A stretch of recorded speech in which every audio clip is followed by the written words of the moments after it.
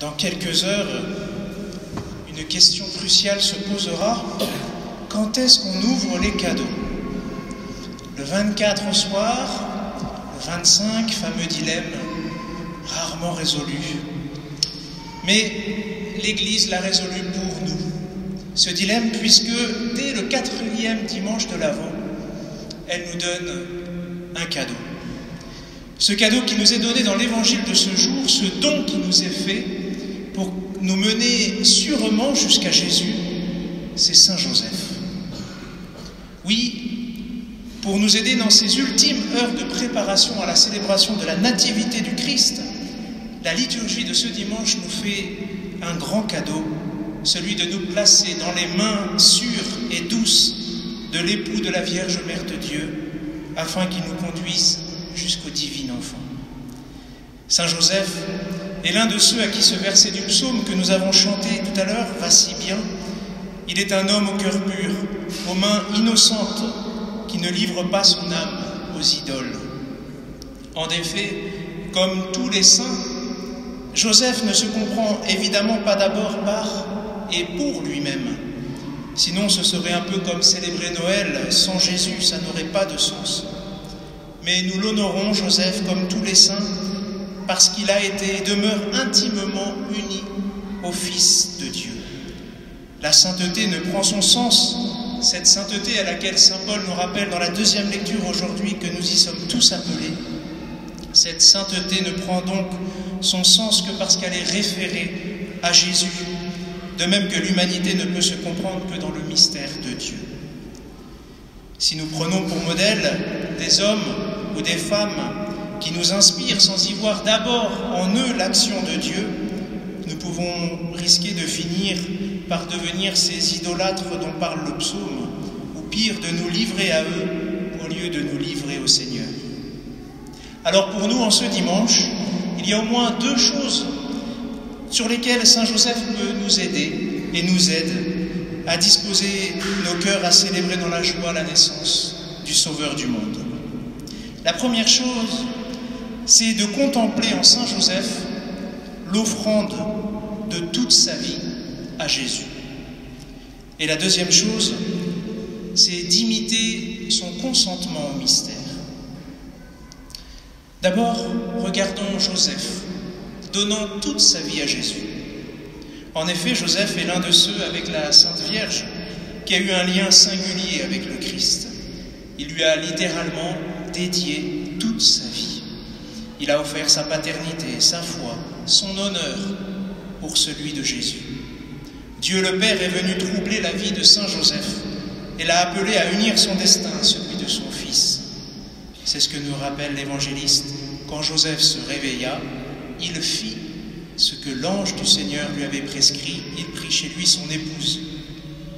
Nous connaissons aussi tous les récits évangéliques dans lesquels Joseph prend soin de l'enfant Dieu, comme par exemple lorsqu'il fuit en Égypte pour le protéger de la haine barbare. Et c'est bien cette première chose que Joseph nous enseigne, la valeur d'une vie offerte entièrement à Jésus. Cet homme de la maison de David avait prévu de se marier avec celle qu'il ne pouvait que considérer comme la plus belle des femmes de Nazareth. Il vivait paisiblement de son travail, il vivait sa foi dans l'attente de tout le peuple d'Israël auquel il appartient. Et voilà qu'un ange vient lui annoncer un bouleversement qui le conduira à dédier toute sa vie au Christ, à devenir, selon la belle expression de saint Jean-Paul II, le Redemptoris Custos, le gardien du Rédempteur. Avec Saint Joseph, en ce dimanche, nous sommes tous invités à nous interroger. Ma vie, est-ce que je la dédie entièrement à Jésus? Est-ce que je suis conscient que sans me livrer à lui, ma vie est incomplète? Oh, ça ne veut pas dire, est-ce que je passe toute ma journée à l'église? Saint Joseph était un travailleur. Il s'occupait de son épouse, de l'enfant. Il prenait des repas. Peut-être même que le jour du Shabbat, il s'autorisait une promenade familiale autour du lac de Galilée. Mais toute sa vie était orientée et fixée sur Jésus et sur Jésus seul.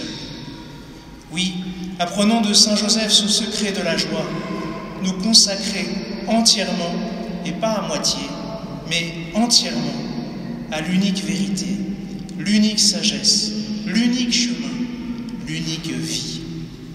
Nous donner à Jésus, ça veut dire ne pas le mettre entre parenthèses quand ça nous arrange. C'est agir de la manière dont nous savons que Dieu nous le commande. Alors dans le secret de nos cœurs, redisons au bon Jésus, je désire que tu sois toute ma vie. Et ma vie, je ne veux la vivre qu'en toi, avec toi, pour toi, quel que soit le chemin sur lequel tu me conduis. Sur ce chemin, comme nous, Saint Joseph a traversé des moments difficiles, des moments de trouble, des moments de peine. Son inconditionnelle et paisible fidélité au Sauveur du monde à qui il avait dit oui une fois pour toutes est pour nous un exemple, l'exemple sur lequel nous pourrons toujours reprendre courage, car il connaît aussi bien que nous la dureté de la vie, la dureté du labeur. La deuxième chose en Saint Joseph que nous pouvons accueillir pour nous aujourd'hui, c'est son consentement au mystère. Si Joseph a pu offrir sa vie à Dieu, c'est parce qu'il a consenti à un mystère.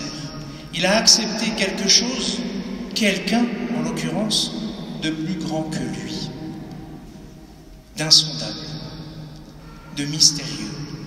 Joseph est dépassé, mais il accepte, parce qu'il était humble et fermement attaché au Dieu de ses pères.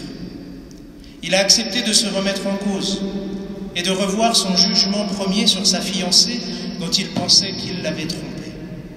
Son premier jugement était déjà pourtant surnaturel, lui dont on nous dit qu'il était un homme juste, puisqu'il acceptait déjà de dépasser la loi qui prévoyait la lapidation dans ce cas, afin de la renvoyer dans le plus grand secret pour qu'elle ne soit pas lynchée à mort.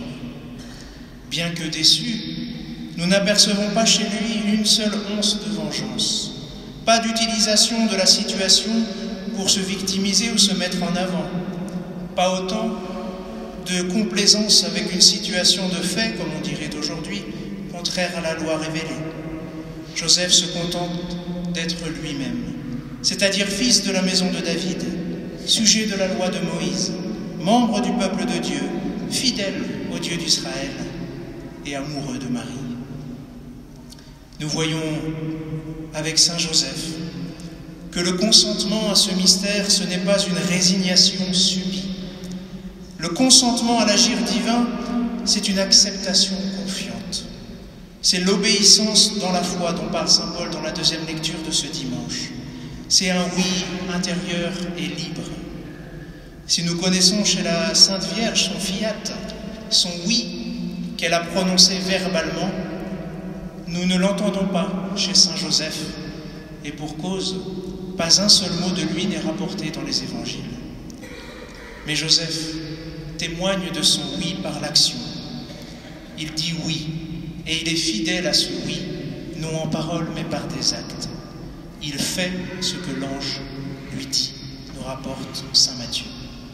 Comme nous serions heureux de trouver comme Joseph notre joie dans la fidélité quotidienne avec le secours de la grâce, simplement à ce que le Seigneur nous donne et à ce qui nous invite à vivre. Il y a tant de choses que nous croyons évidentes, parce que nous ne les regardons qu'avec les yeux du corps ou de l'esprit et non ceux de la foi. Il y a tant de projets divins nécessaires aux hommes qui sont anéantis par la dureté de notre cœur qui refuse de lui laisser la place et qui se replie, se referme sur lui-même.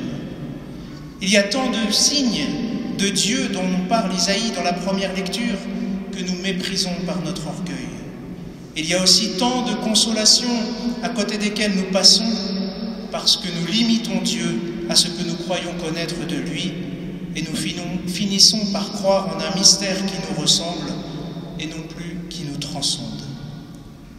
Chers frères et sœurs, remercions notre Mère l'Église de nous donner, quelques jours avant la fête de la Nativité, Saint Joseph, comme intercesseur, comme exemple.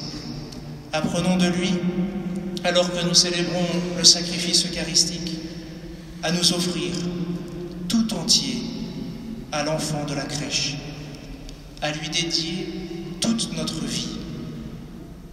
Apprenons aussi de Joseph, à accueillir à sa pleine mesure et non à la nôtre le mystère du Dieu vivant qui se révèle à nous dans sa naissance comme notre Sauveur, notre Frère, notre Rédempteur.